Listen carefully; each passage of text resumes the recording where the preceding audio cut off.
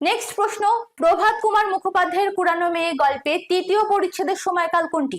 আচ্ছা, গানটি আমরা যদি কোন পরিচ্ছেদে পাই এটা যদি জিজ্ঞাসা করা হয় প্রশ্নে, তাহলে উত্তর কি হবে? আমরা দ্বিতীয় পরিচ্ছেদে পাচ্ছি গানটি। ঠিক আছে, তৃতীয় পরিচ্ছেদের সময়কাল দেখো, অপশন সকাল, অপরাহ্ন, ভোরবেলা, রাত্রি। সঠিক উত্তর কি হবে? ভোরবেলা।